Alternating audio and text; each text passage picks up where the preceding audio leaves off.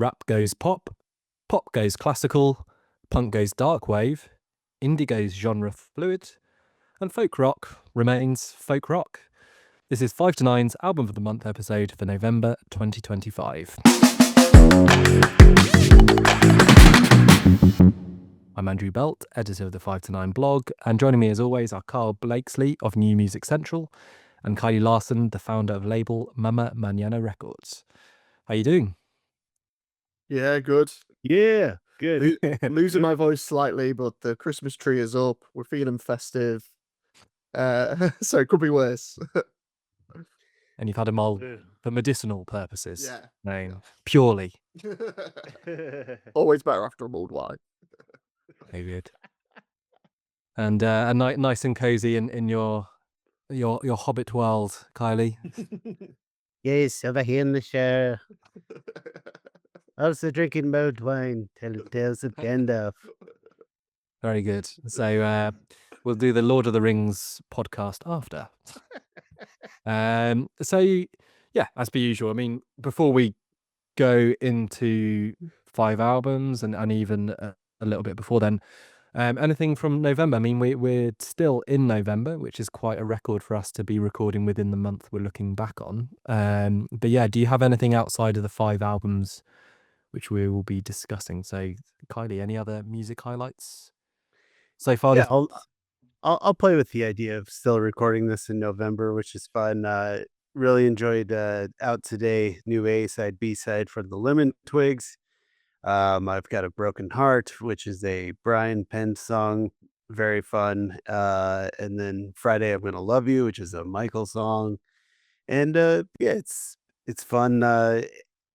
Brian Michael dichotomy in a 45. So anyway, nice to have a little treat from those guys.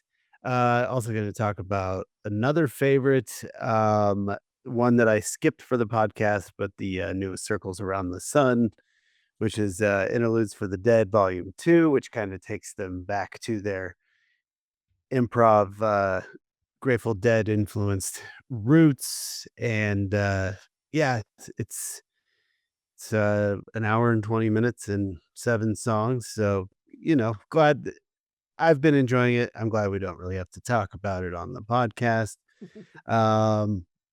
And then I'm going to go with a live highlight for my third one, which was Packaging and Barbara. We've talked a little bit about Packaging. Their debut record came out in October. It's split between Seattle and Denver based project, debut record distributed by Sub Pop, which is pretty cool. And really liked that debut, and then hosted them a couple of weeks ago, and it was really awesome to see those songs live and kind of open up a little bit more, have more appreciation for them. And then some friends of the label, Barbara, they're from Denver, came back down for the first time in a year. Really good to see them. They've had a big year in the meantime. Recently opened for Elbow and played with Bright Eyes earlier this summer. So it was nice to see them again and catch up and hear the progress with their live set as well. They've filled it out and sounding really good. Yeah, the Lemon Twigs. I think I only saw today that I think over here it comes out on Friday. So unless I'm wrong, I suppose everything's universal, isn't it now? So Yeah. I don't know. I must be wrong. But yeah, it's out today. It's out today. Okay. In which case, that's one I need to listen to. And then yeah, Circles Around the Sun we had in our first year of the pod. They seem fairly prolific because even last year they brought out an EP with a female singer. I can't remember whose name. Yeah, Michaela Davis. Yes. So yeah, I remember listening to that towards the end of last year, and then yeah, hadn't seen that they were bringing out a new one. So hour and 20. Then you've kept that one for your own pleasure. Yeah. And then yeah, Packaging, of course, who we'll probably briefly refer to in a moment in terms of looking back on ones we might not have looked at in the pod. But yeah, that was an album which was quite fun from my own point of view, in kind of hoovering up those which aren't when doing our wild card round, which we'll refer to in a mo. So, good month. You've done pretty well besides the 5 we're about to do. I mean, Karl, what about yourself? Have you? I suppose there must be some gigs. This is your time.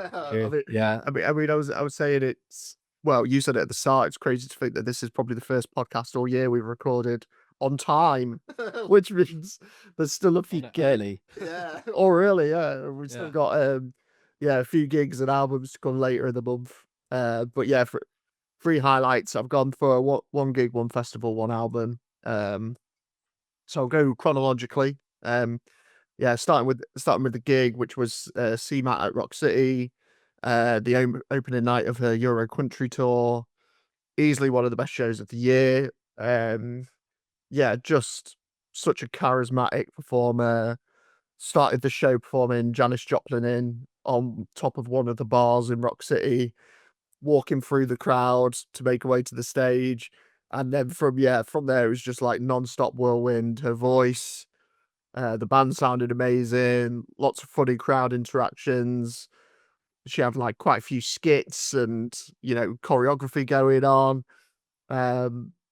Played through pretty much the whole of Euro Country, as well as a couple of other fan favorites. I mean, there wasn't as much off the Crazy Mad for Me as I would have liked. It looks like some of the other tour dates got more from that album than we did, but it was still a 90-minute set that just flew by. And yeah, it ended with a 15-minute version of Stay for Something, with CMAT like on the Rock City balcony demanding the whole room like jump up and down on the final chorus. And it was just a really euphoric show. And yeah, just maintained that I'd have a headline Glastonbury as soon as possible. But it looks like she's certainly moving up to festival headliner next year. She's obviously doing Truck Festival and Lido Festival in London and a few others. So yeah, it's good to see her moving up the ladder. Speaking of festivals, last one of the year, headed from Nottingham up to live at Leeds in the city, which is quickly becoming like the annual like festival finale for me. Just always a great day out. Yes, a similar setup to Dot to Dot, which we have in Nottingham, where it's like a metropolitan venue hop festival with it's mostly like new and upcoming artists from all over the world. Discovered some real gems. Just venue hopping around the city. So the ones I'll mention: Child of Prague, who are this amazing Irish Midwest emo outfit. Somewhere between American football, Black Country New Rose. They've got like a violin and a saxophone in their ensemble. Definitely recommend their EP from this year, which is fantastic. Got really into them after seeing them. There was a French rock band called Last Train, who are just, well, to use their own language, a tour de force as a live act. They were the 2 standouts for me that I wasn't aware of heading in, but then got to catch the likes of Divorce, Keo, who just continuing their upwards trajectory. I can't believe how fast their fan base is growing. Some of the venues they've sold out on their tour are like they've had to upgrade them to bigger venues, and it's like they've only had one EP. And I've seen them go from, so when I saw them at Dot to Dot earlier on in the year, they were playing Rescue Rooms, which is about 400 cap, and it was 3/4 full. And then live at Leeds, they were doing the Student Union, which is probably like a few thousand room. And yeah, they had the crowd loudly singing their songs back at them the whole way through. So I think next year those guys are just going to be absolutely massive. It was also worth mentioning that Jacob Weldon from Sad Boys Club was in the crowd at Keo as well. So if that's a stamp of approval, if ever I saw one, wanted to say hello but didn't because he was in the zone with his friends. But it was weird to see him out and about at that show. But yeah, great day out at, live at Leeds, and then the final thing that I'll mention is FKA Twigs' new album, Eusexual Afterglow, which at first I naively thought it was just a deluxe version of the album with a few new bonus Yeah. tracks. Turns out it's another fully realized project, and it's probably every bit as good as the Mercury Prize nominated album that came out earlier this year. So yeah, speaking of that as well, she's recorded like a alternate version of that first record as well, with like a different track list, few songs taken out and some new ones put in. So I still need to listen to that at some point. But yeah, for Afterglow, fantastic, really, pulsating, sensual, very much kind of follows the same route as Eusexual did. And yeah, just caps off a really creative 12 months for Twigs. I think she's killed it with both those records. So yeah, those were my 3 highlights. Thanks for clarifying on the FKA Twigs front, because yeah, I find it really confusing. Just as to what was, I've seen, the 2 sort of albums drop. The one which is with the different order and maybe a few extra there, and then this whole new project, and I've just kind of all over the place with it. But maybe it'll be another Mercury Prize nomination. Then I mean, she's taken on the new version of Eusexual, she's taken Wanderlust off. And I was like, do I want to listen to that? That's like one of the best songs on that record. It's like not on the track list anymore. So I'll be interested to see what she's replaced it with and if it's as good. Fiddling with sort of previous projects. That's been a recent thing as well. Like the 1975, hasn't it? But yeah, I mean CMAT, only seen her the once, but she was best live performance I saw last year. So I can fully understand how with another album under her belt that she'd be fantastic on her tour. Definitely wanting to see her next year. You missed out End of the Road as one of the other festival headliners. I recommended, having seen her last year, that they put her this year, but they've held off, so now she's just headlining everywhere next year, which is very much worth her due. And then live at Leeds. Good stuff. Good that the music scene's kicking off then. If you new acts to maybe check out, and Keo, as you say, sort of rising with that EP you recommended earlier in the year. Quite enjoyed, and one I want to revisit when going through the EPs once we've done our albums for this year. So yeah, from my own point of view, not really much on top of the 5 we've done, plus our kind of wildcard list. Maybe the only one to mention is Celeste, Woman of Faces, which was my pick for the poll. And it's quite a brief 31-minute album. I think it's 9 or 10 tracks. There's the usual hallmarks. It's kind of sad, spare arrangements with her fantastic voice. So there's, if you have liked Celeste before, there's something here. It does sound a little bit bit up and down from the first couple of listens, but I want to give it a few more to see where I land with that one. But for certainly an artist, I would always look out to see what she's doing and bringing her fantastic voice to the table. And that's just me adding to your November highlights, which not particularly a highlight, but just something else I've listened to. So and then before we go on to the 5 albums as well, I've referred to it a couple of times already. We, like last year, have all selected 2 albums which we didn't pick for the pod this year. It's a little bit of extra homework, probably particularly for me, because I think both of you guys had listened to most of the albums out of the 6 of them, which we chose. But Karl chose Bird by Low Island and Adorning by Oliver Arnolds and Talos. Kylie went with I Went to Find You by Amy Malan, and the self-titled debut by Packaging, who he saw put on through Mañana Records in Santa Fe this month, and really enjoyed their live show. And I went for Magic Alive by McKinley Dixon and Never Enough by Turnstile. And based on the scoring, it's only one which will have made it through to the album of the year list, and that's Adorning by Oliver Arnold and Talos. So we will get a bit of a review on that one for our year-end podcast. But Tough picks. Yeah, great bunch of 6. Yeah, putting Turnstile at 5, I was like, I don't know how. Yeah, It was a brutal cut. yeah. I think, like Karl said, I thought that was going to be the one which would get through. I think it's kind of like choosing personal favorites / ones which maybe we just missed and then like have blown up, and certainly Never Enough seems to be one of those kind of 2025 year defining type records, you know, which everyone's really been talking about. Hit in the summer, hit on the 7th of June, which was just a huge week for releases, same week which McKinley Dixon's album came out as well. But yeah, really diverse selection of 6, and yeah, the very affecting record at Dawning. Yeah, is a worthy addition to the number we usually do 20 for a year-end list.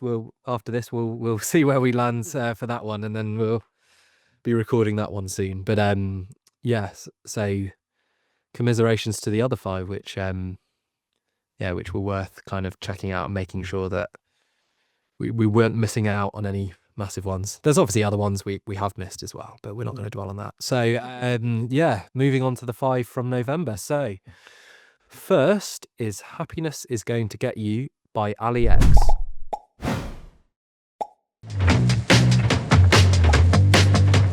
24 minutes to the 7th floor. You know I'm riding in the lift behind the metal door. Here's 1, here's 2, here's 3, here's 4.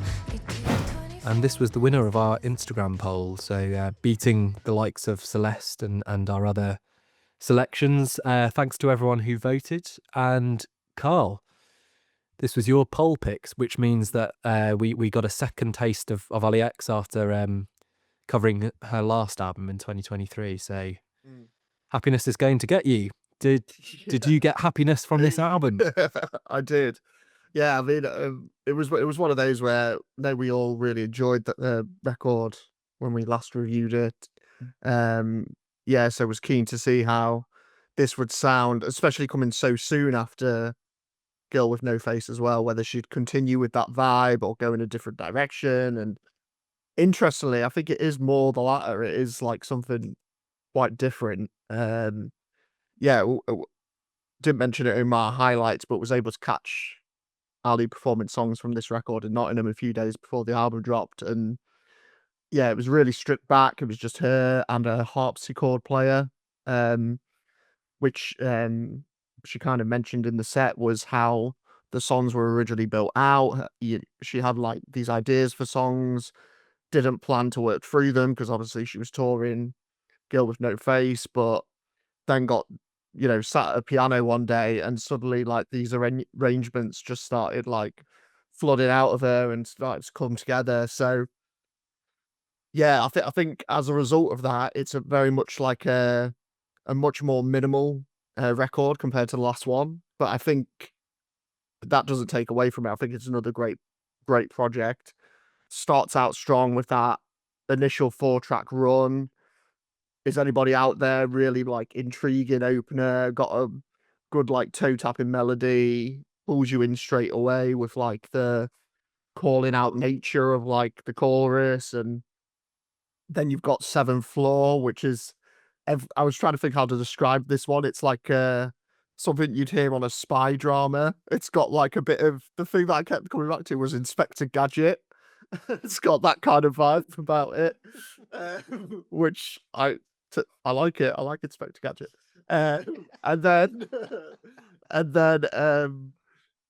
Down Season is probably my favorite on the record here. Just like the most infectious melody, really dramatic, like pianos, that waltzing harpsichord. Then her vocal performance as well in certain points is just fantastic. So yeah, that's definitely my top song on the record. And then it goes into Reunite, which was the only single that I'd heard kind of before going into the Nottingham show. And yeah, just a weirdly wonderful track. Got like the medieval like opening to it before morphing into like just a really catchy pop song. So yeah, strong opening part. then there's that little interlude before the title track, which is like, again, just really dramatic, piano driven, almost like operatic in its aura as well. Then it's I Hope You Hear This Song, which samples Rolling Stones, the Verve Bittersweet Symphony coming in at the end, but she somehow completely makes it like her own. That was quite a surprise when listening to that. And yeah, the other tracks, Uncle Lenny, Learn to Cry, Stay Green, I'd say they're solid enough, but maybe less memorable compared to the others that kind of came before it. But yeah, she does end quite strongly for me with It's Just Light, which was one of the tracks on the night of the Nottingham show that just really stood out.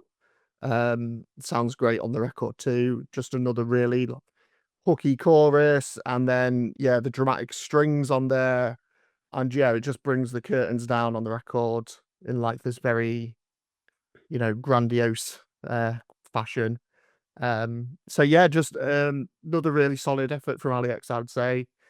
Like I say, very different vibe to Girl with No Face, but enjoyed it just as much. I think, if anything, I would say this one edges it in terms, I think, track for track.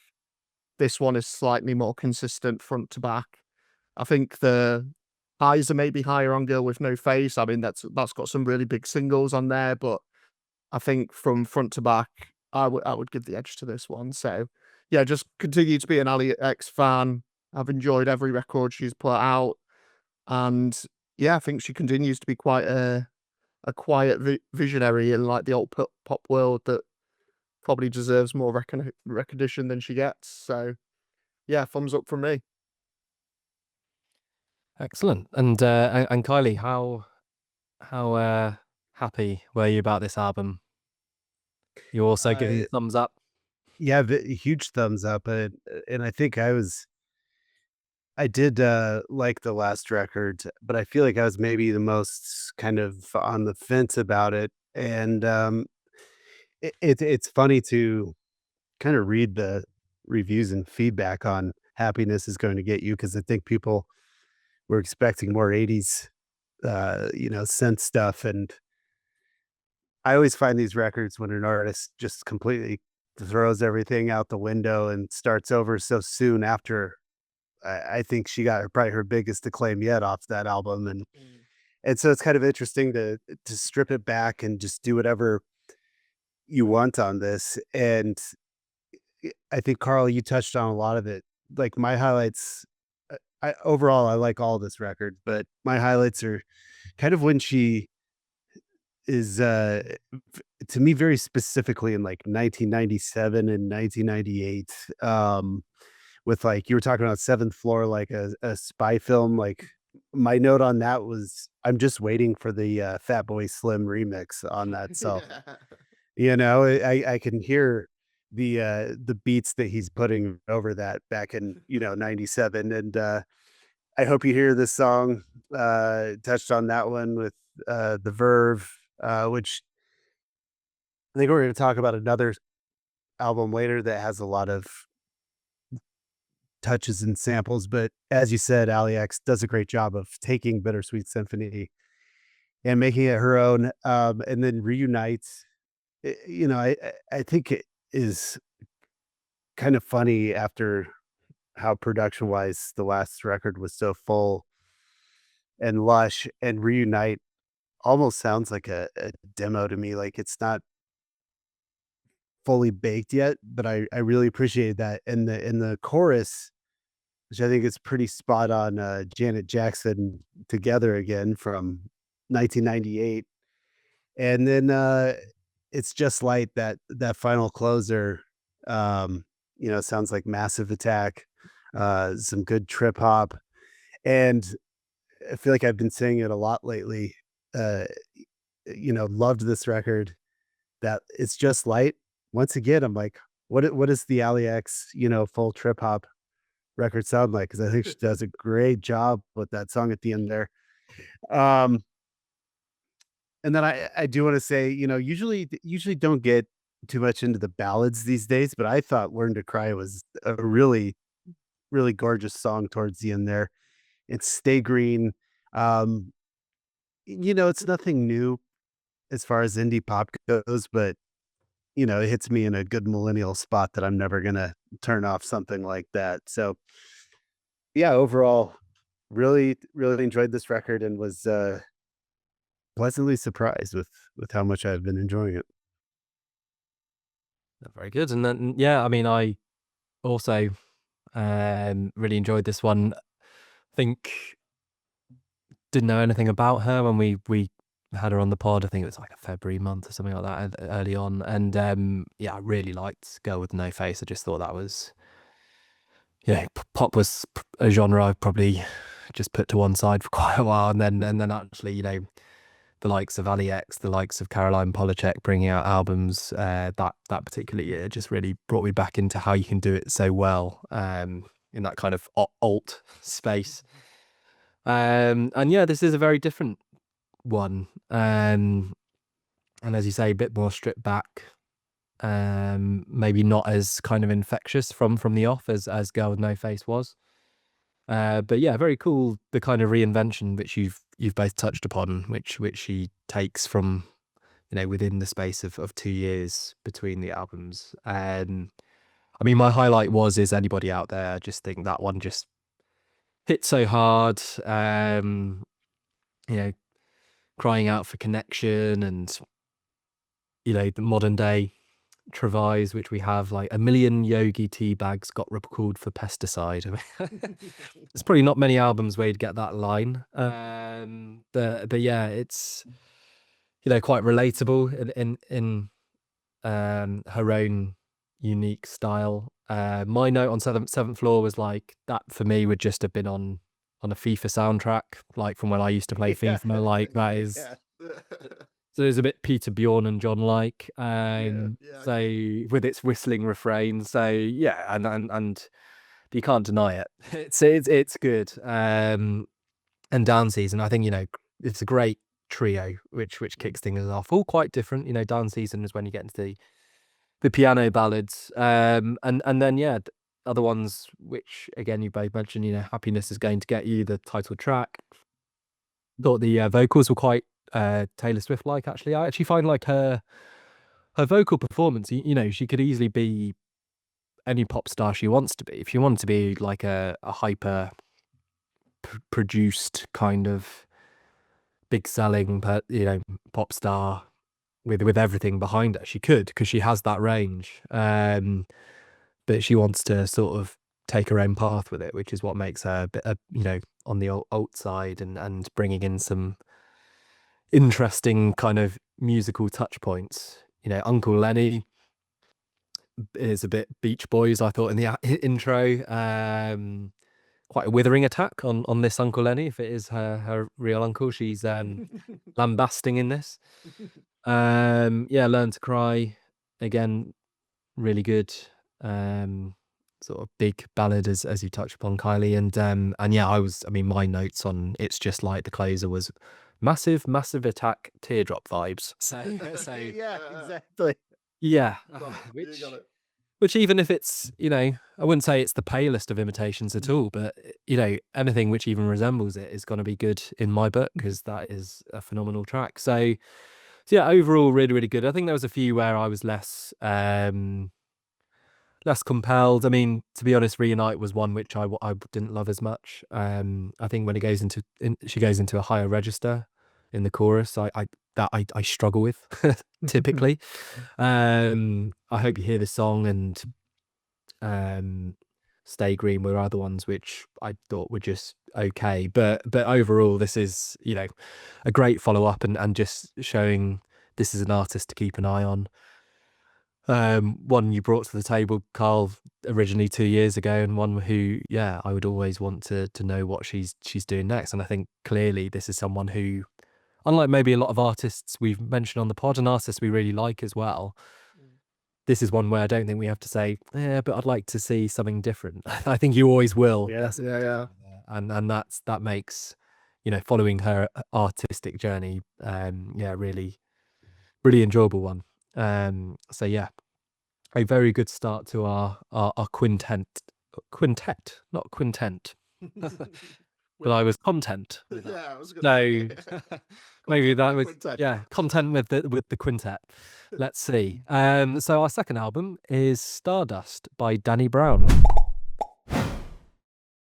Rockstar, give me that rap star, pop star, rock star, give me that, you know I can buy it honestly. What the hell is wrong with me? I'm a rock star, baby, so I get what I want. And this was Kylie's choice, so you can kick us off on this one.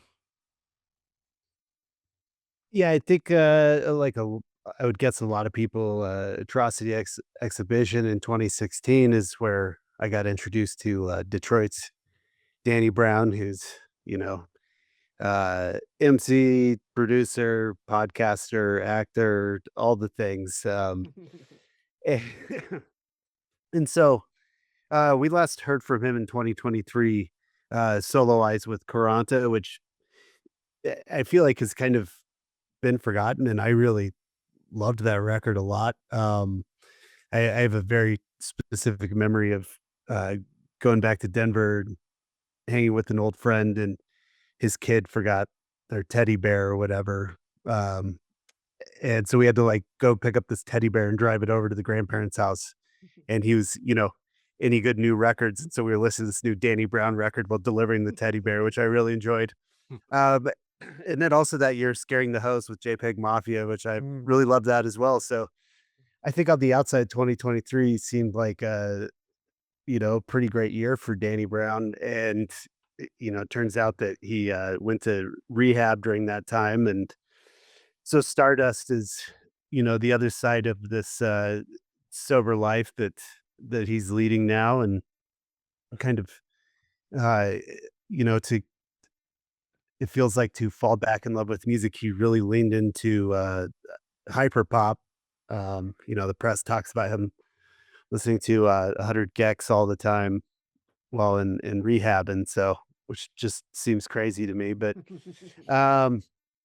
anyway, so what we have here is 14 tracks of the newly sober Danny Brown, and essentially a bunch of hyper pop all stars. And I think where this album really succeeds is that hyper pop isn't necessarily always a genre that I'm all that thrilled about. But the beats that they've made with Danny Brown and him, rapping over the top of them just works so well. I think from the Book of Daniel, the opening track really caught me off guard with Quadeka, who also is on What You See. I think that's another highlight of a track.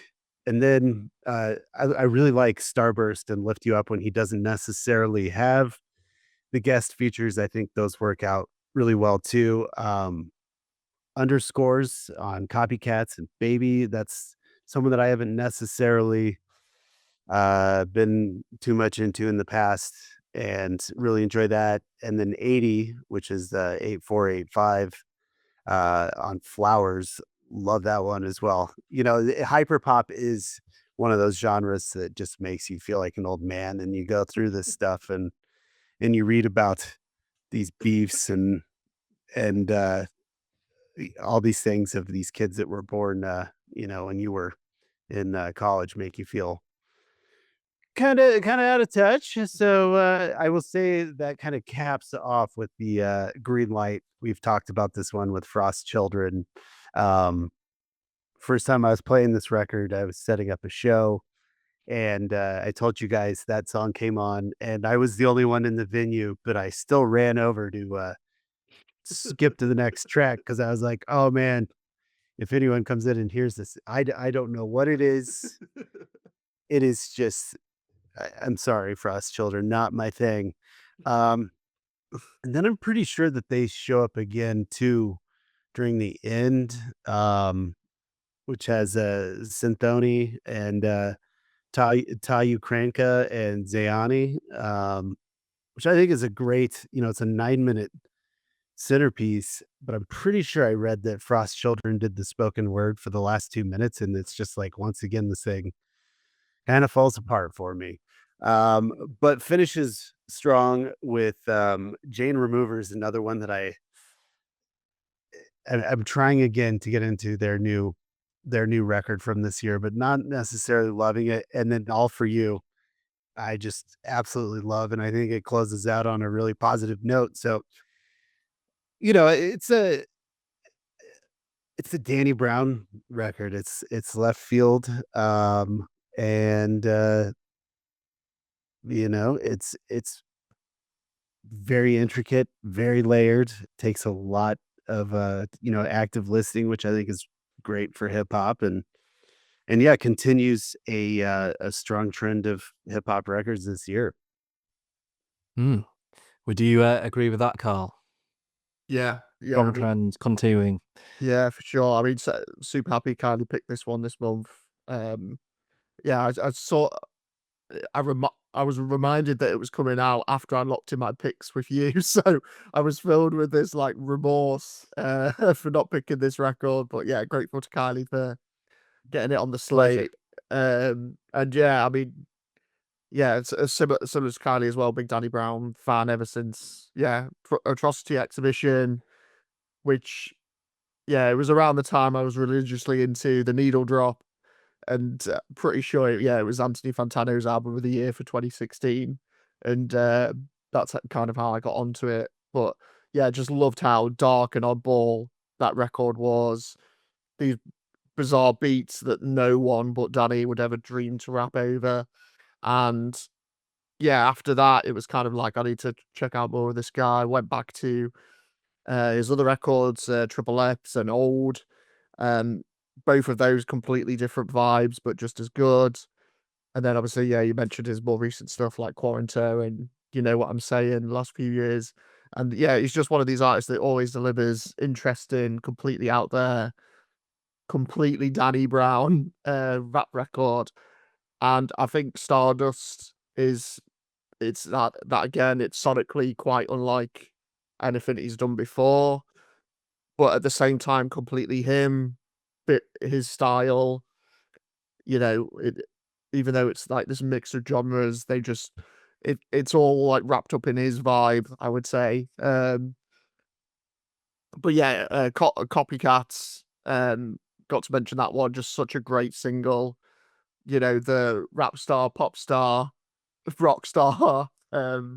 Yeah, that's kind of like captures the essence of the record, I think. This is like his rap star slash pop star slash rock star moment. He just stacks the track list here with some really fun and interesting collabs. A lot of the artists I'm not really aware of outside of Quedeca, but I think it's one of those where they all kind of kill their assignments here. I mean, Kylie, you'd probably disagree with that one, but I think they do a good job. And yeah, it's just a wild ride. Jumps between like glitchy electronics. There's a bit of screamo at one point. The catchy pop hooks, as you mentioned, the hyper pop.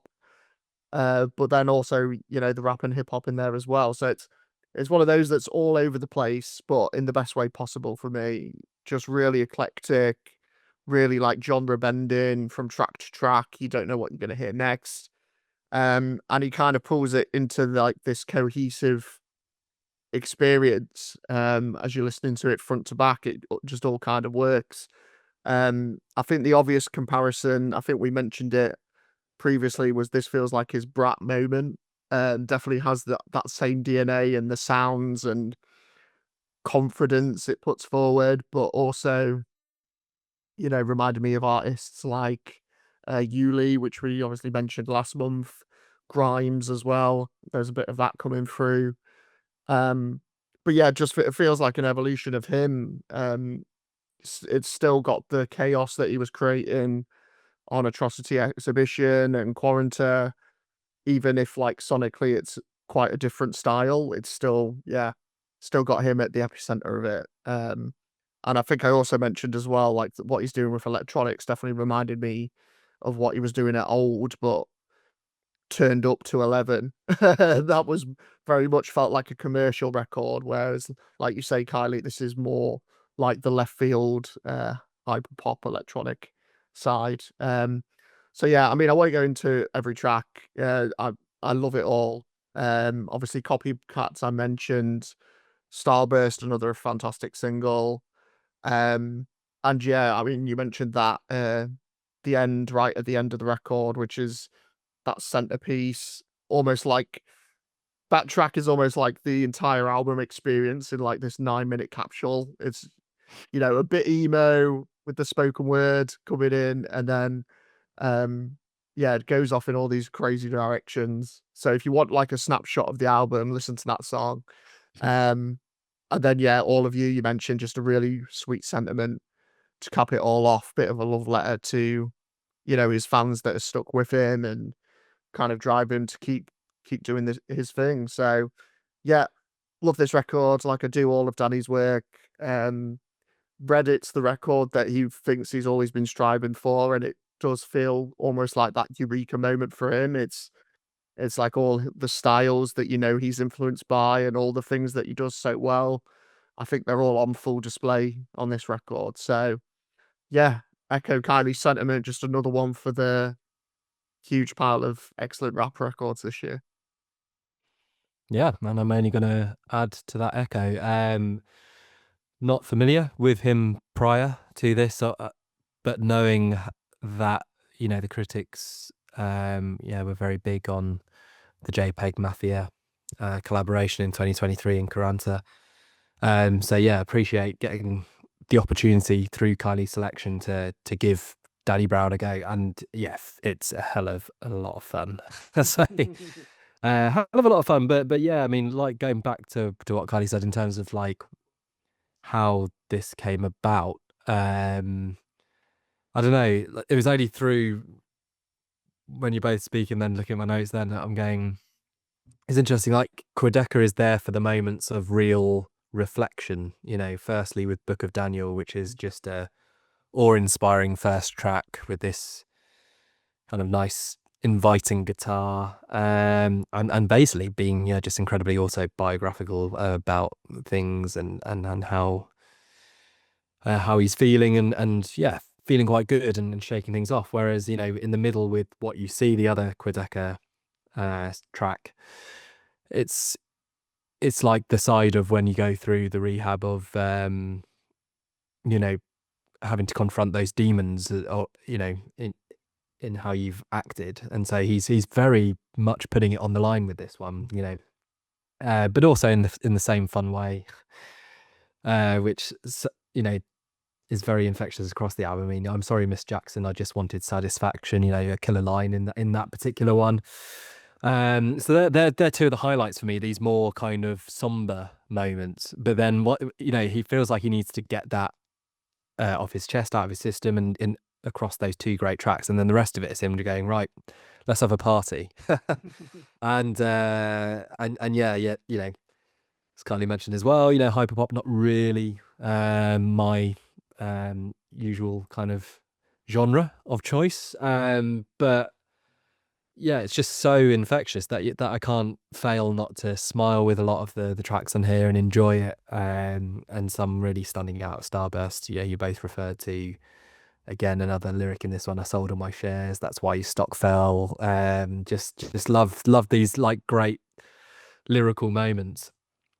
And yeah, I Love My Life featuring Fentanyl, another one which for me was a real highlight. But yeah, I think the end, it's a good shout, Karl, to say the end is kind of, if you want to have this album encapsulated in one song, the end is a good one to check out. It is 9 minutes long.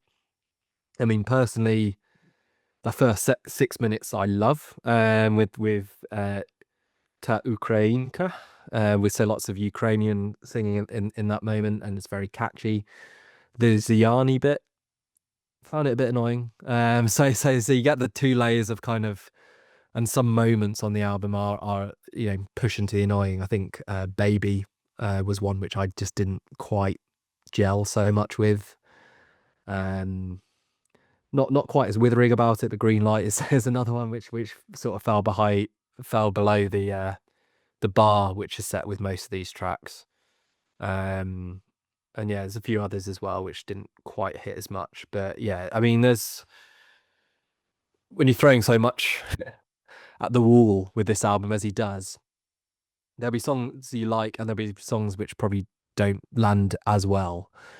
But as an entire listening experience, this is one which, yeah, I just think is such great fun. So different to most albums I listen to. It'll be different to all of those great rap albums there have been this year as well. It really stands apart in how it's executed.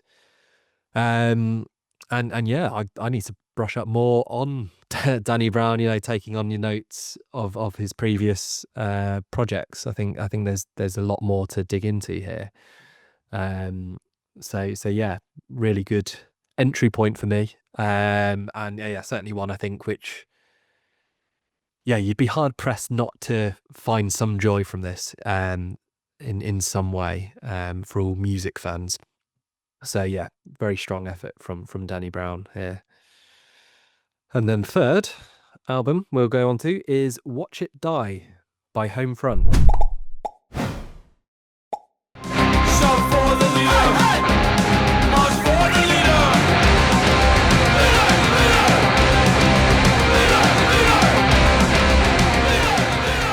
And this was chosen by guest picker Kevin Alexander. Kevin is an indie music writer based in Madison, Wisconsin, who runs the On Repeat Records newsletter and is also editor-in-chief of The Riff. You can follow Kevin at _ On Repeat Records _ on Instagram. And yeah, I'm going to go to you, Kylie, first, because I think out of the three of us, you're the only one with prior knowledge of Homefront. Yeah, If I'm not mistaken. yeah, contrary to what Apple Music says, this is the second Homefront record. It is not the third, with Homefront Unpacking the Past, which is a traditional folk compilation with Camptown Races and Yankee Doodle. This is very, very much not that. I don't know. I keep on thinking that one's funny. Anyway, Gains of Power. Yeah, Edmonton duo. I'm trying to Clint. The one I remember, Graham McKinnon, which I think is the most Canadian name I've ever heard. I love it. And Clint Fraser. So duo from Edmonton. And yeah, that first record was a little bit of hardcore, a little bit of punk, a little bit of oi, a little bit of new wave synth, 80s goth synth stuff. And so here we are 2 years later with Watch It Die, which is still in that same vein. And for me, I think I really liked Games of Power. I don't think it was necessarily a year-end record for me, but this one, I think they took those elements and have really kicked it up a notch. And so I think they do a good job of, Watch It Die is fairly, high tempo, as Graham McKinnon kind of throughout the album goes between a punkish shout and a croon. And so he does a good job on the songs like that, New Madness, For All the Children, and like Young Offender towards the end. I think my big thing for this record that I really love is that it does really have a punk soul in its lyrics.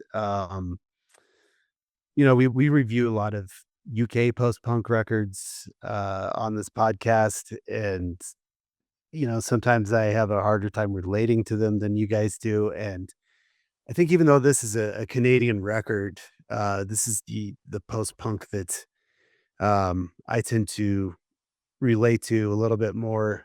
Like the song that I always keep coming back to here is Always This Way, which, is just a little over 3 minutes. And I would say for 2 minutes of it, they're just asking, was it always this way? But just kind of talking about the downfall of you know, democracies and late stage capitalism, and you know, all these lies that you're sold, and then coming around to, is it always this way? Has it always been this way? And so really love that. And then I think too, they do a really good job of when it's you know, more synth driven. Really love sleeper, excuse me, and between the waves. I know we've talked a bunch about, you know, there is the first record had a lot of the Cure in it, and I think that's here too. And a lot of, I think more so on this one, Depeche Mode. So it's kind of this, you know, and Andrew, I'm sure you'll pull a little, especially in the vocal styling, some turnstile out of it, you know, because there's parts of that that remind me of that as well. So I think Homefront have done this really good job of kind of carving out this to me, it's this niche of hardcore and synthesizers that shouldn't necessarily work as well as it does. But whether it's, you know, tying those sounds together or alternating tracks of letting those backgrounds kind of do their own thing, I think it's hugely successful. And this is it's a no skips for me. I loved this record. There we go. Karl, were you similarly leaving your finger away from the skip button on this one? Yeah, I mean, so a real pleasant surprise with this one. I didn't know anything about Homefront going into this. Um, but yeah, a band that ticks a lot of boxes for me in the touch points that they conjure up. Um, you know, kindly mentioned some of them there. Cure, Depeche Mode, also, you know, the Ramones was a big one as I'm listening through. New Order at points as well, and the more synthy moments. Even modern bands, you know, you mentioned Turnstile I had down here, Military Gun, similar Yeah, very. vein, Nation of Language even as well. So yeah, I mean, definitely a lot here that you can reference to other artists. So I'd say that's maybe my one drawback is if you think of the records that we've, you know, just spoken about in Danny Brown and Ali X, it's like very much feels like their vision and style. I think this is one that's maybe lacking originality at times in that regard. It can veer for me maybe too much into homage. But yeah, I mean that said, just a really solid and enjoyable collection of songs, and I'd agree that there's none that I'd really skip here either. Yeah, very punk start with Watch It Die and New Madness. You know, just comes speeding straight out the gates. Really love that latter track. Got those big stinging like heavy riffs, but then those playful synths come in to like take the edge off a little bit. Um, and then like as those synths come in, like from there, and you go through the record, they just become more prominent. You know, between the waves you mentioned, Eulogy, The Vanishing, that's definitely more where you hear, you know, The Cure and Depeche Mode like coming through. And yeah, that's probably like my favorite mini run on the record, followed by For, you know, For All the Children, which is my favorite song on here. Probably one of my favorite songs this year. Just that I think that's them at their best on this record. It's that perfect blend of punk and synth pop. Um, Lyrically, yeah, it just feels very urgent and of the moment too. Yeah, just that track alone makes this record a high recommend for me. I just love it. Um, Dancing with Anxiety later on in the track list as well, similar vibe. Got the crunching guitars and then yeah, those exhilarating synths again, like very 80s in the sounds they put forward. But yeah, I'd say those two tracks, Dancing with Anxiety and For All the Children, really love. And yeah, I mean, the only ones like towards the back end, I would say maybe some at that point, maybe some of the same ideas start getting presented, and they maybe don't have the same impact as some earlier moments. But um, again, it's still an album that I'm going to play front to back. A lot of really fun rock songs on here. like I say, lots of influences from bands that I love. So yeah, I'm naturally going to have a lot of time for this record. Yeah, like I say, the only one negative when I was kind of going through the batch this month was maybe that this one leans too much into nostalgia and tribute territory, maybe compared to some of the others, that stops it being at that higher level. But yeah, certainly one I'll continue to happily keep spinning. And yeah, definitely a band I've got on my radar now going forward as well. Yeah, I enjoyed this one. I got to say, yeah, I'm probably more leaning towards Karl's assessment. Just maybe not loving as much and as you did, Kylie. But yeah, I really, like Karl, didn't know this band at all. And yeah, just a really interesting mesh of that kind of newer style of hardcore. Yeah, I probably thought more Military Gun than Turnstile, but like definitely that same ballpark. I think with the vocals, it really reminds me of early Faith No More, pre Mike Padden, and yeah, just like, but it's that kind of new hardcore, but then 80s dark wave and synth and together. So it's not a mix I've really heard before, say, which makes it sound quite fresh. And yeah, for me, I think it was an album of two halves. The first half I absolutely loved. I think both you guys have mentioned New Madness. That was my highlight on this album. Real dystopian feel, like urgent, dark soundscape with industrial synth, and kind of seems to confront the madness behind idolizing political leaders. Yeah, very apt. And yeah, you know, Watch It Die is a great starting point. Light sleeper, you know, very anthemic. Between the Waves was where I mentioned the Faith No More early you know, side of that band / Aha was where I got to with this one. And talking about, like, you know, trauma growing, but you just have to ride the wave, essentially. And Eulogy, that for me ends that, you know, 5 really fantastic tracks here. And I think you still get great tracks if I listen to them by themselves, but I think as a record, it starts to lose a bit of its impact the deeper we get into this record, and so the second half wasn't quite as high ranking for me, but Always This Way was the highlight from that second half for me. I think Kylie, you mentioned it as well, running through this, and you know, like a lot of the tracks, lamenting social constructs, their unfairness. This one is kind of a punky arrangement, but quite dialed down. But you know, apart from the shouted vocals, and yeah, I also heard a bit like Dancing with Anxiety really reminded me of Lip Critic from, I think it was last year they brought out their debut record. Who are quite cool, kind of electronic focused hardcore act. So yeah, that's probably maybe the band they're most like, because that was an album I really enjoyed as well.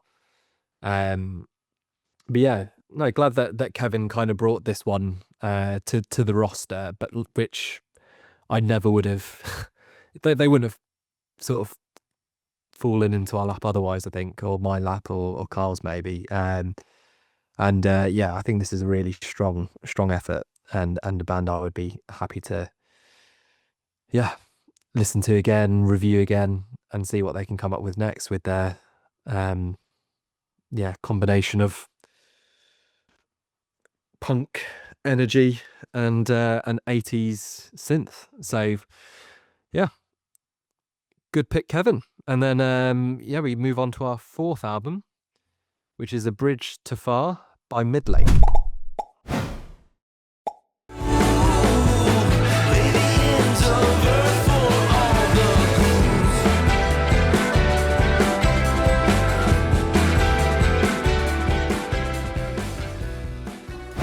And Karl, this was your pick before you realised that Danny Brown was released in November.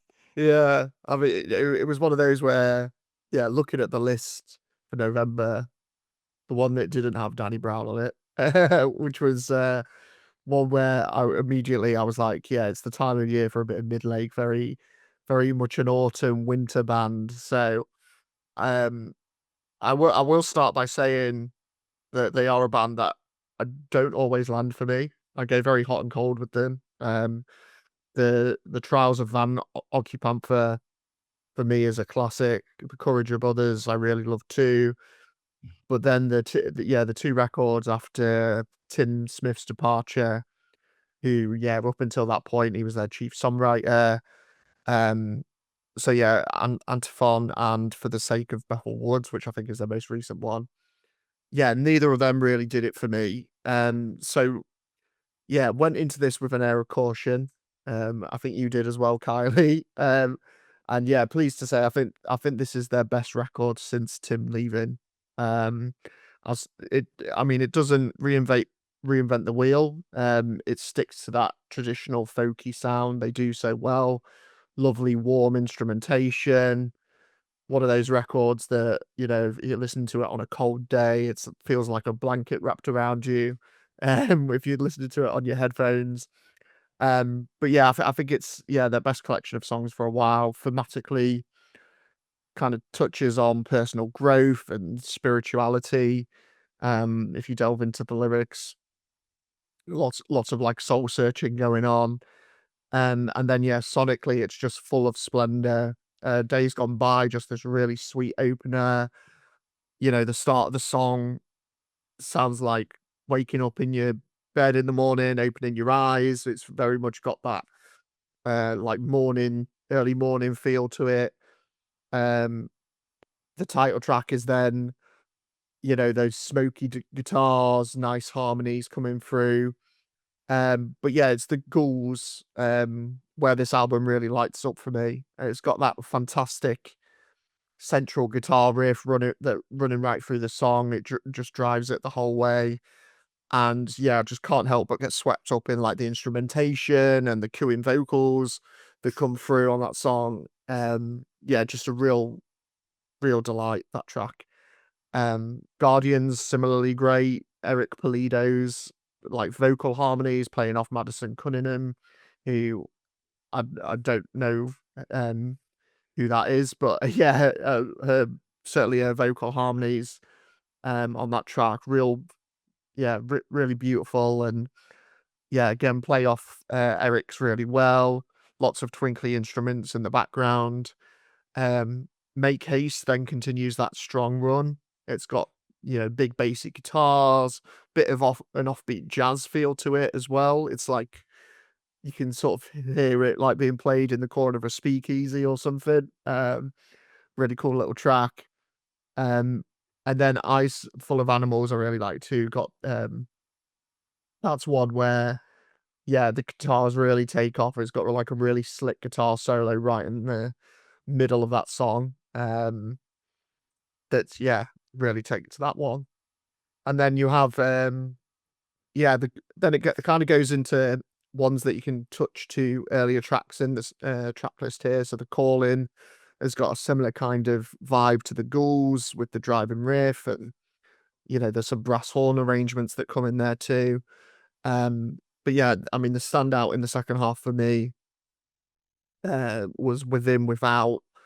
Just really adore like the intricacies of that track. Really nice arrangement again.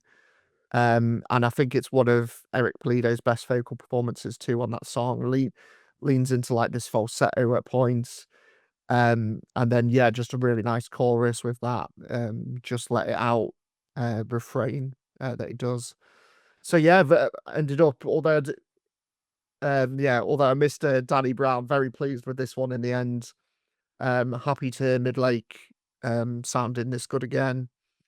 Nice return to form. It doesn't overstay its welcome as well. It's only 35 minutes long. And I think, like I say, the sound that they produce will always be perfect for this time of year. So very comforting seasonal listen. And I'm going to have some water now because you probably hear my voice. You do that.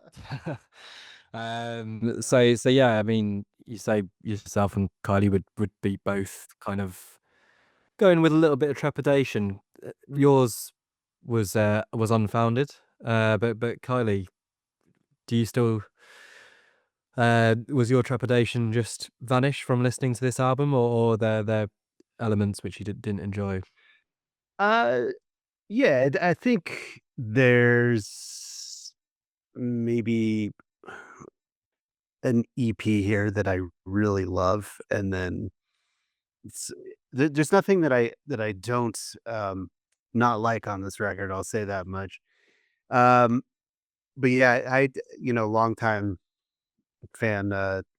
Van Panther was just, I don't know, one of those weird things in 2006 that I'm not sure was really in the zeitgeist, but there was just this weird scene and buzz about that record that it was a real word of mouth thing. I felt like, especially back in 2006, and just really appreciate that. And The Courage of Others was great too. Um, and then, yeah, as you mentioned, Tim Smith leading the band. I actually really liked Antiphon a lot. And I thought Eric Polito did a good job of stepping into that frontman role on that record. And then they were, gone for 9 years. And For the Sake of Bethel Woods, just, I don't know, it just wasn't, maybe if it hadn't taken 9 years, I would have liked it more. But it was kind of like, oh man, 9 years for this. And then it didn't help that, Tim Smith, who'd been teasing his project Harp for 10 years, put out that record finally in 2023. And for me, that was like, hit uh, the all the spots that it should have, and uh, you know, deserved the hype that I guess this community of Tim Smith fans getting on the Harp website once a year and seeing if there's any updates. And then it finally dropped, I think, in December of that year. So that was, I don't know, that was a treat, and loved that record. So, I was looking forward to another Midlake record. Um, and I think, the first four songs, Days Gone By, A Bridge Too Far, the Ghouls is, I think, the highlight of the album. Is, I'm with Karl on this.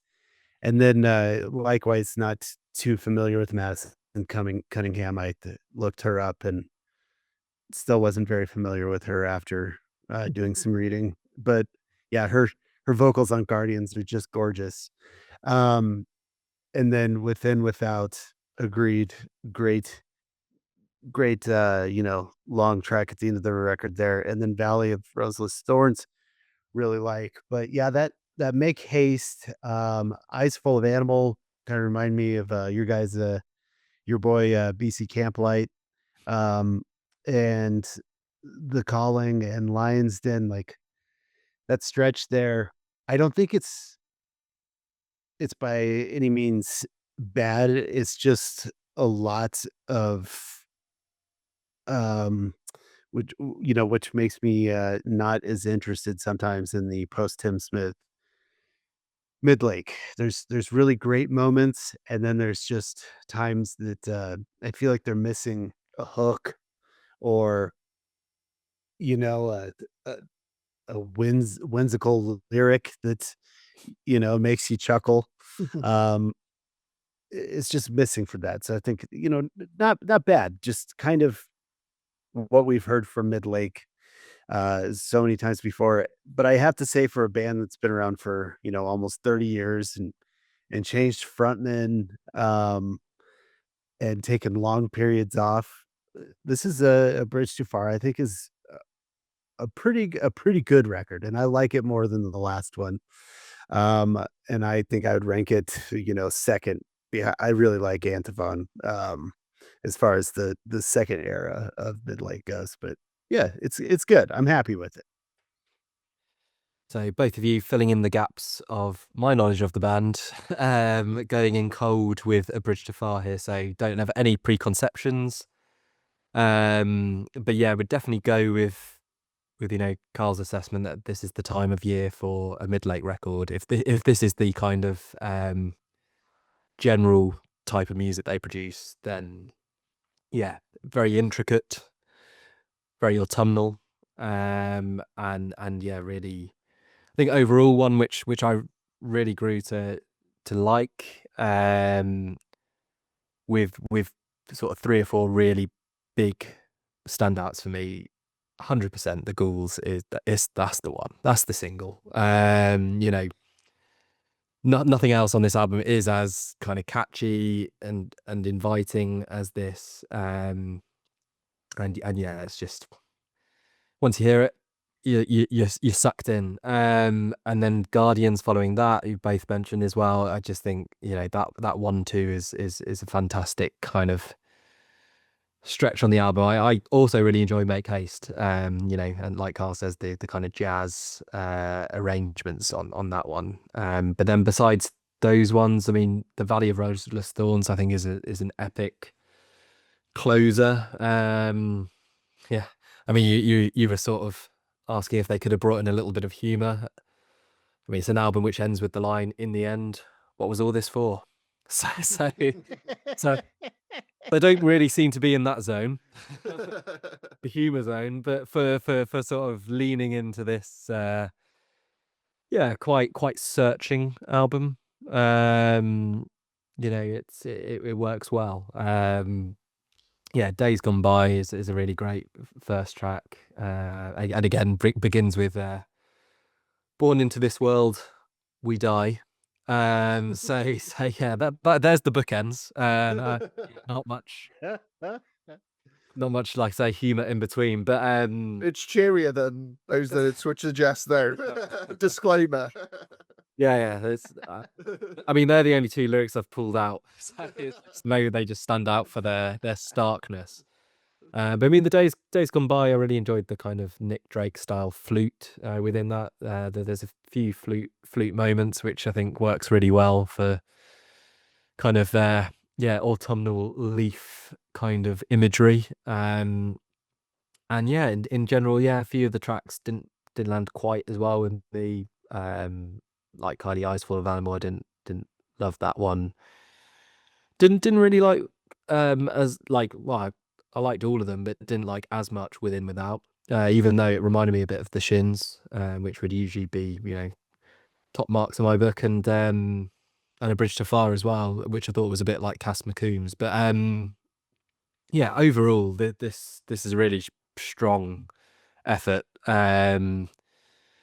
You know, if I like this, and it's clearly from both of your assessments, not like, you know, the stellar Midlake record, or well, maybe for the second era it is, for Karl, but it, you know, for the full duration of the band, it seems that I would have to go into the Tim Smith era to find those highlights. But yeah, certainly as a first listen, this is one which will make me open to that possibility in the small windows of opportunity available. But yeah, so overall, I thought this is really strong sort of late year record, and a strong one for this month's roster. So overall, I think we're all in agreement on that. And then final album, we have Cosplay by Sorry. Building up a wall to guess. Hallelujah. Rest me, I'm a heart freak. I'm on Blakesley. I'm making all the music you used. And this was my pick. So yeah, I'd begin it, I suppose, in a similar way to how you begun the Midlake review, Karl, by sort of mentioning that they're a band I'm sort of on the fence with at times, and I really did enjoy their second album, the last one they brought out before Cosplay.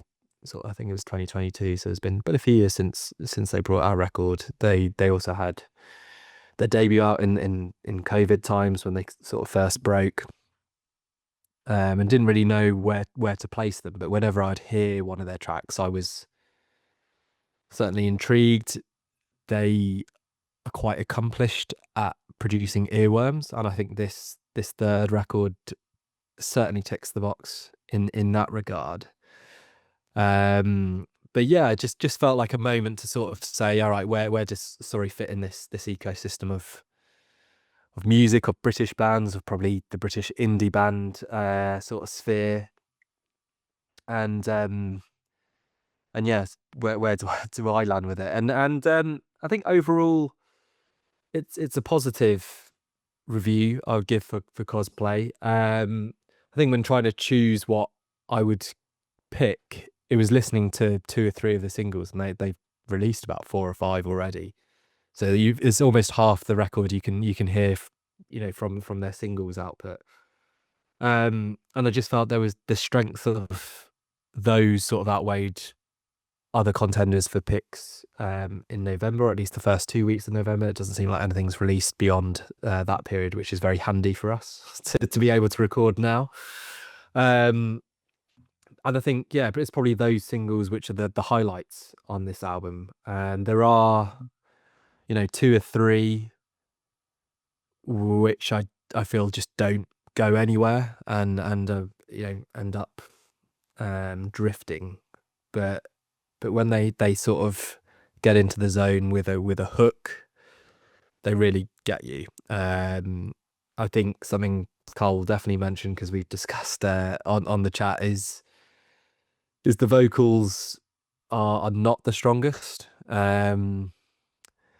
But then I think they're a band, it's kind of the sum of their parts, really. And I couldn't see her with another band. I couldn't really see, despite how good I think the band is, I couldn't really see them with another singer either. So kind of like they work as a unit, and quite an enigmatic unit at that.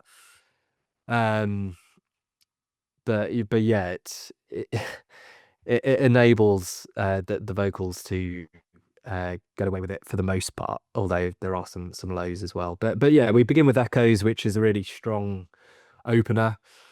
I think the production here is very strong, and actually it showcases their best moments, which are the most direct moments, where it's odes on love, really. And sometimes when they hit you with a very direct line, it really lands, perhaps because everything else is so obscure in what they do. So when they just sort of hit the bullseye with how they feel, it's strong for me. And I think the best example of that is Antelope, with the lyric, "I wish I had all of the words to tell you how I feel." And with that one, there's kind of a Murder Capital soundscape feel to it. It's quite whispered vocals, but I feel it's very hard hitting and candid. Candle as well is another one which is very strong. Today might be the hit. I think can go either way. There's the kind of, you'll either hate the kind of la la la aspect to it, or find it infectious. I'm slightly more on the infectious side with that one. But despite the kind of almost juvenile lyrics, I think they kind of hit upon a theme of what it's like to be in a band, and the kind of precarious nature and how it can be on a tightrope as to which way you're going to go. You're either not going to make it, or there might be that moment which suddenly brings you the fame or the riches or whatever it is, which might be at the end of this tunnel. So maybe I read too deeply into a track which might be seen as, like I say, a bit lacking in terms of depth. In Waxwing, you've got a Mickey You're So Fine reference, which is kind of interesting, but takes a kind of dark take on infatuation. And yeah, Magic, I think, is another highlight here, as well as Jet Plane, which is earlier on in the track list. And yeah, it's just quite fun, that one, for me. But apart from the ones I've mentioned, I think the rest I wouldn't pick out too much. Jive I actually really did enjoy in the lead up to this album, but by the time I get to it on the album here, I think I'm wanting just something bigger. And I think it's one of those songs in isolation, because it's the closer on the album, where it kind of showcases the best of Sorry. But by that point in the album, I kind of I don't really want to listen to the vocals anymore. So what? Yeah, it's one of these strange things where, like I say, by itself fantastic. On the 11th track on Cosplay, I'm kind of done. So, but overall, I think they cement their place in this kind of weird indie sphere, which I can't think of too many other bands exactly like them. They do their thing. I think they do it very well. I don't think they're by any means the best in that kind of British indie space. But certainly a band who continues to be incredibly inventive, and one who's always worth diving into, but maybe not to such a deep degree as I would with other artists I really enjoy. So yeah, good third record for me. And yeah, Carly, you got a skewer Cosplay. No, I mean, I'm not going to skewer it by any means. But I mean, yeah, a frustrating one, I would say. I mean, I remember listening to Sorry's debut 925 when it came out. A lot of buzz around it. However, I couldn't. When I was listening to this record, I was trying to recollect that one, and I couldn't tell you anything about it without going back to listen to it again now, which I think that was like suggested to me that maybe I wasn't too enamored with it when I listened to it, but I need maybe one to go back to. But yeah, I mean, I've even seen them live. They supported Fontaines DC on their kind of arena tour recently. Again, maybe not particularly memorable at that point. But yeah, that you mentioned their last record. That one completely passed me by. So I went into this one not really knowing what to expect, even though I was familiar with them. I just went into this like hadn't heard any of the singles like you did. But yeah, I think the good news is I think I would definitely remember them this time around. The bad news is that it won't always be completely for the right reasons. But yeah, I mean, I'll start with the positives. I mean, musically, I really enjoy this record. The sonic textures that they present, got grungy guitars, subtle hints of strings that come in, bassy synths. There's like some tender acoustic moments. Obviously some tracks that are quite pop influenced. Some that are a bit more industrial. Obviously got the post-punk in there too. But yeah, I think sonically it's just a really fascinating record. I think the opening track, Echoes, Love Posture, Antelope you mentioned, Life in This Body, Waxwing. Those are the standouts for me on that front. I really enjoy like the like messy and disordered arrangements that they kind of conjure up. I think that's really their strength. And they, like you say, they do it to great effect on this record. A really eclectic mix of textures that fill your headphones, and that definitely like keeps me invested while I'm listening to it from front to back. The downside and the thing that kind of can't help but detract me from everything great about this record is, as you say, the vocals, which, at times they are underwhelming and sound like, they're not trying, which I appreciate is probably, we've spoken about this before. It's kind of like the style at the moment, and it is probably the style that they're going for. But yeah, I mean, there's other points where I just find it great in. I mean, you mentioned Magic as a highlight. That's the chief offender for me. Magic is like 90% of the lyrics to that song, and she does it in like this taunting voice, and she just repeats the word over and over like magic, magic, and it's just I'm not sure what it is with bands these days where they think that's like a clever artistic choice, but for me, I'm here to say I just find it annoying. So I mean, you mentioned today might be the hit. You landed on the found it catchy side. I found it on the I don't enjoy this side. So keeping all the balance in the world. So yeah, I'm sure everyone will be the same. They'll either love it or hate it, as you say, that song. But yeah, I mean, what I will say is, by comparison, I quite like Lewis O'Brien's voice on "Life in This Body." Reminds me, because he kind of takes over vocals on that track, and he reminds me a bit of Bill Ryder Jones. And I think that's why that's one of my favorite tracks on here. I mean, it's a really tender and quite soaring track.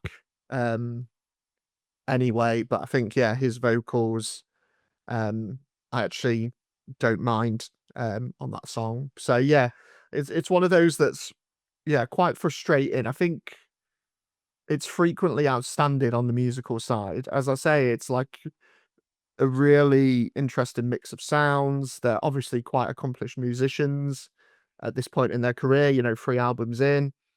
But yeah, it's just that vocal style that just isn't for me. It's never going to be for me. And I think, yeah, that just lets it down. Everything good that they do so well musically, it kind of, yeah, just detracts for me. I think some of the lyrical choices as well at times, like I mentioned with Magic, that's kind of most of the lyrics to that song, and it's like, yeah, maybe they've got more to say, which I'd like to hear as well. So, um, it's one of those. If it was just the music and only instrumentals, I would have loved it. But yeah, as it is, it does leave me wanting like a bit more refinement, I would say. So frustrating for you there. I mean, Kylie, do you like Cosplay? Um, I guess I'll be this is Yeah. my record. Yeah, gotcha. You mean the album "Sorry" by Coldplay that I keep on seeing when I scan through my records. Uh, uh, uh, yeah, so for me, this is the one that I'm not familiar with. Sorry, at all. So jumping in on a third record here, and I went back through and kind of listened to the singles from the first two, and it's you can hear the bass of what they had on those first couple of records, and then how much they've changed it on this record. And I think my biggest problem is this just kind of it's not cohesive as a record to me. It's kind of all over the place. Um, I really enjoy how it starts out. Echoes I thought was good. Jet Plane, I appreciate the rawness. Love Posture, really love the bass on that. Um, and then kind of just drops off for me. I think the highlight, um, it's you saying they're doing their own thing, but at the same time, like I'm not sure what their thing is based on this record. Like Waxwing, I would say is a highlight for me. Um, and it's clear that they lifted Mickey, which was lifted from whoever Kitty by Racy before that. So we're like on that's classic pop music. We're on the third iteration of this idea. Um, and I like what they've done with it though, in the chorus of that song. And it kind of reminds me of like the Chromatics or something like that. And took a cheerleader anthem and made it kind of weird and unsettling, and I appreciated that. But then like the opposite end of that, like the low light for me on this record is Today Might Be the hit, which is, a 2 minutes Strokes ripoff that doesn't really need to exist. I don't know. I didn't understand that.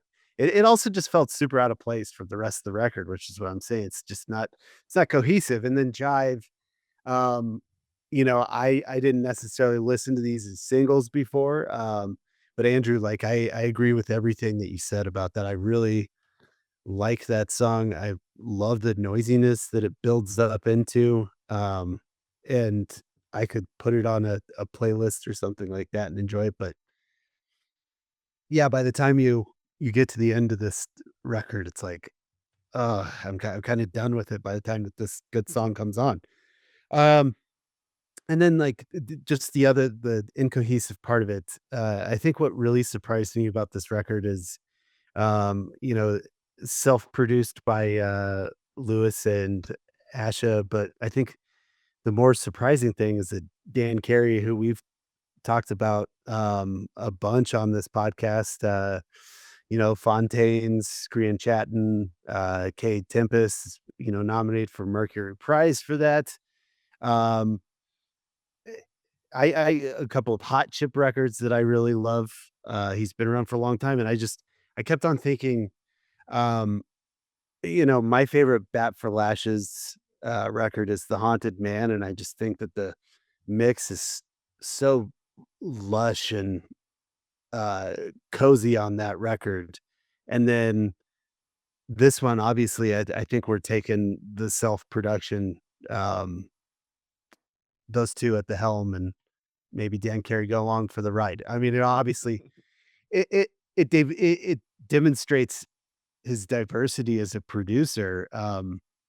But it's crazy to me when I looked that up and was like, oh my God, this is Dan Carey on this record. Like, it just doesn't even, it doesn't make any sense to me with how the album sounds. So anyway, yeah, so some parts I really liked, but yeah, just a little all over the place, and uh, not sure I was vibing with what they're going for.